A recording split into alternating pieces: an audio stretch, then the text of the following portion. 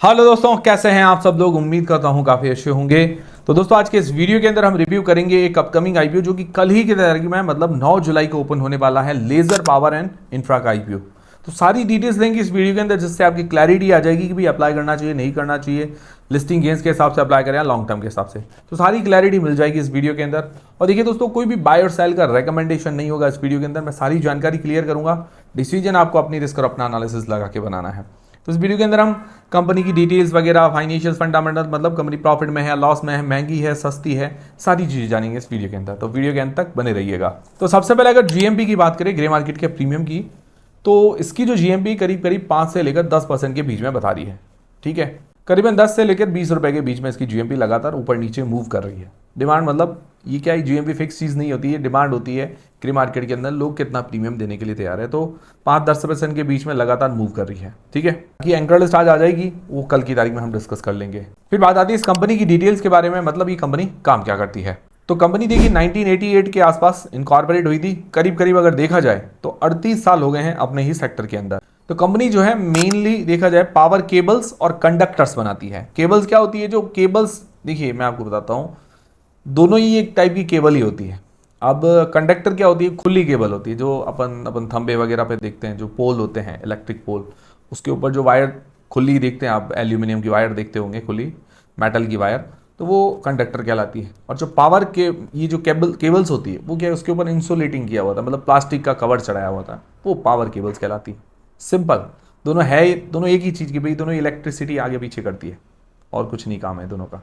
उसके अलावा इस कंपनी का काम है, पहले ये केबल्स वगैरह यही मैन्युफैक्चर करती थी, फिर इसने बाद में क्या किया कि भाई ईपीसी जो प्रोजेक्ट पावर के लिए रिलेटेड, मतलब ये जो पावर प्लांट्स वगैरह होते हैं, बिजली वगैरह के जो इधर से उधर ट्रांसफ़र करने होते हैं, तो उनसे रिलेटेड जो कंस्ट्रक्शन होता है, जैसे सब स्टेशन वगैरह है और ये पोल्स वगैरह का इलेक्ट्रिफिकेशन करना हो, तो ये कंपनी वो भी कम करती है। अभी जैसे 2026 के अंदर अगर इसका प्रोडक्ट वाइज रेवेन्यू देखें तो पावर और केबल से लगभग 72% का रेवेन्यू जनरेट होता है, और ईपीसी जो ये कंस्ट्रक्शन या अदर सर्विसेज देती है वहाँ से लगभग 28% का रेवेन्यू जनरेट होता है करीब करीब। बाकी अपने सेगमेंट के अंदर ज़्यादा ये बड़ी कंपनी नहीं है। बाकी ईस्ट इंडिया के अंदर कहें तो वहाँ थोड़ी लीडिंग पोजीशन के अंदर इसका नंबर आता है, काफ़ी अच्छी कंपनी है, मानी जाती है। और ज़्यादातर जो इसके क्लाइंट्स हैं वो कौन होंगे, जैसे ये बड़े जो गवर्नमेंट पीएसयू कंपनीज है या बड़ी जो पावर जनरेशन वाली कंपनीज हैं, जैसे पावर ग्रिड है, एनटीपीसी है, West Bengal state electricity distribution वाले हैं, फिर झारखंड, बिहार, वो सब इलेक्ट्रिसिटी बोर्ड वाले,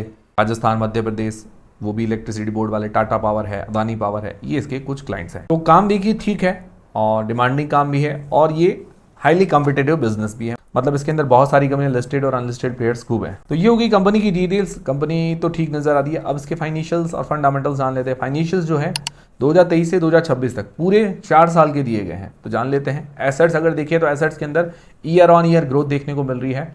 4 साल में लगभग 2 टाइम्स, 2 गुना जैसे इसके एसेट्स हो गए हैं। रेवेन्यू अगर देखें तो रेवेन्यू के अंदर भी ईयर ऑन ईयर ग्रोथ है। ठीक है, रेवेन्यू भी बढ़ा है, बट FY26 के अंदर मतलब हल्की सी गिरावट, हल्का सा डिप देखने को मिला है। उसका बड़ा रीज़न है कि जो ये ईपीसी प्रोजेक्ट करती है, मतलब ये जो कंस्ट्रक्शन वगैरह करती है, तो उनके प्रोजेक्ट्स में थोड़ा डिले होना या पेमेंट में डिले होने के कारण हमें रेवेन्यू के अंदर गिरावट देखने को मिल रही है, एज पर आरएचपी में इन्होंने ये मेंशन किया है। बाकी प्रॉफिट के अंदर ईयर ऑन ईयर ग्रोथ देखने को मिल रही है। इसके प्रॉफिट मार्जिन 2023 के अंदर 1.75%, 2024 में के अंदर बढ़कर हो गए 2.29%, 2025 में बढ़कर हो गए 4.11%, वही 2026 के अंदर 6.4%, मतलब 6.4%। तो हर साल मार्जिन के अंदर ग्रोथ है, बहुत अच्छी बात है। बाकी इसकी नेट वर्थ के अंदर ग्रोथ देखने को मिली है। रिजर्व्स इसके हाथ में 667 करोड़ रुपए के आसपास के हैं।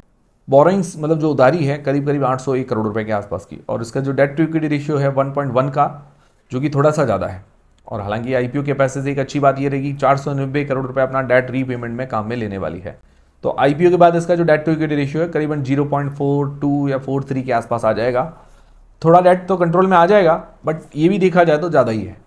आने वाले टाइम में इसको पे करना पड़ेगा, तो ये क्या है कि अच्छी कंपनी साबित हो सकती है। बाकी ओवरऑल आईपीओ के बाद ये मतलब जो इसका रिस्क है, ये बड़ा डेट, वो कम हो जाएगा। बाकी आरओई 23% है, आरओसी 17.8%, मतलब 17.8% के आसपास है, बढ़िया है। फिर बात आती है वैल्यूएशंस की, तो उसके पीयर्स जो है जैसे पॉलीकैब है, अपार इंडस्ट्री है, केईआई है, तो उन सभी से काफी छोटी कंपनी है। एक डायनामिक केबल्स है, उससे थोड़ी बड़ी कंपनी है। तो अदर्स का पी 21 से लेकर 67, 21 से लेकर 67 के बीच में निकल कर आता है, और इसका है पी रेशियो 16.24 का। तो पी वाइज वैल्यूएशन फेयर नजर आती है।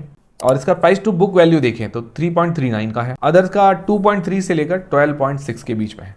तो मतलब प्राइस टू बुक वाइज भी वैल्यूएशंस फेयर नजर आती है, मतलब ज़्यादा महंगी नहीं है, वैल्यूएशंस रीजनेबल दी है इन्होंने। फिर बात आती है इस आईपीओ की डिटेल्स की। तो आईपीओ 9 से लेकर 13 जुलाई के बीच में ओपन रहेगा। लिस्टिंग डेट है इसकी 16 जुलाई को।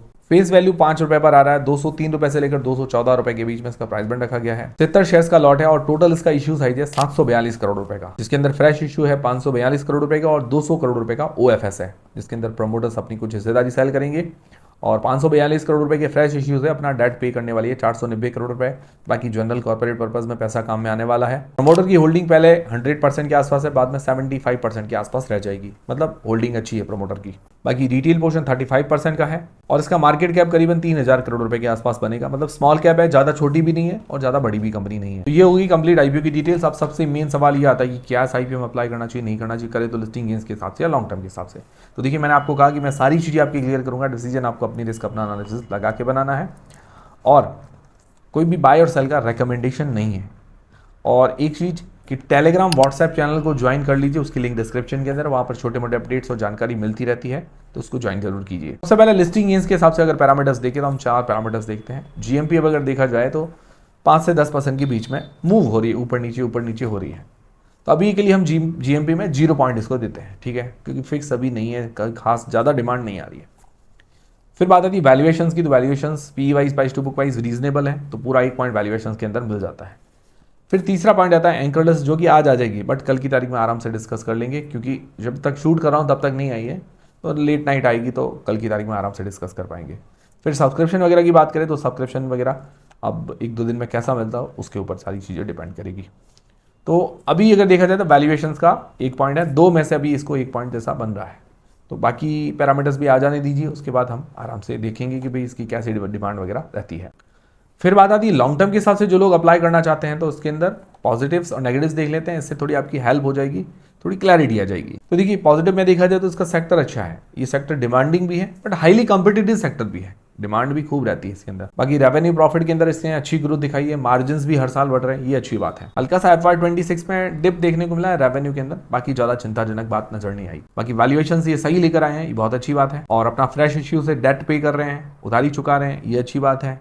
आईपीओ के बाद हालांकि उधारी रहेगी बट काफी हद तक अपना डेट पे कर रहे हैं, ये बहुत अच्छी बात है। फिर ROE ROC वगैरह बढ़िया है, 15% से ऊपर है, ये अच्छी बात है। नेगेटिव्स क्या है? नेगेटिव्स देखिए डेट इसके ऊपर ज़्यादा है और इसने ये अच्छी बात करी कि भाई अपना डेट थोड़ा पे कर लिया आईपीओ के पैसे से और डेट थोड़ा कम किया है, बट थोड़ा रहेगा इसके ऊपर 0.45 जैसा डेट टू इक्विटी रेशियो रहेगा, तो वो थोड़ा आने वाले टाइम में पे करे तो बढ़िया। बाकी FY26 में हल्का सा रेवेन्यू में डिप देखने को मिला, थोड़ा सा गिरावट है, वो आने वाले टाइम में इन चीज़ों को सुधारना पड़ेगा, कंटिन्यू अच्छी ग्रोथ लाए तो बढ़िया है। बाकी देखिए मैंने आपको बताया सेक्टर डिमांडिंग भी है और कॉम्पिटिटिव भी है। ओवरऑल अगर कंक्लूजन देखें तो कंपनी अच्छी नज़र आ रही है, कोई हाई रिस्क इसके अंदर नज़र नहीं आ रहा। जो एक बड़ा रिस्क था डेट वाला वो इन्होंने मतलब हटा दिया, तो अब थोड़ा कम रिस्क है, मतलब इतना हाई रिस्क नहीं है, बैलेंस्ड कंपनी आप कह सकते हैं। बाकी आप लोग क्या करने वाले, अप्लाई करेंगे नहीं करेंगे, कमेंट करके ज़रूर बताइएगा। पर्सनली अगर आप मेरा पूछेंगे तो लॉन्ग टर्म के लिए भी देख सकते हैं, ठीक ठीक लग रही है, और लिस्टिंग गेन्स के हिसाब से देखेंगे कि भाई इसके पैरामीटर्स कैसे आते हैं, उस बेसिस पर मैं डिसीजन बनाऊंगा।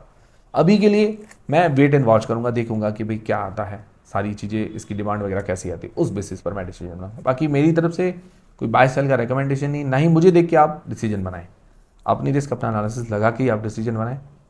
मिलते हैं दोस्तों अगले वीडियो के अंदर। टेलीग्राम, इंस्टाग्राम, व्हाट्सएप, फेसबुक सबके लिंक डिस्क्रिप्शन के अंदर है। वीडियो पसंद आए तो लाइक करें, कमेंट करें और हाइप बटन जरूर दबाएं।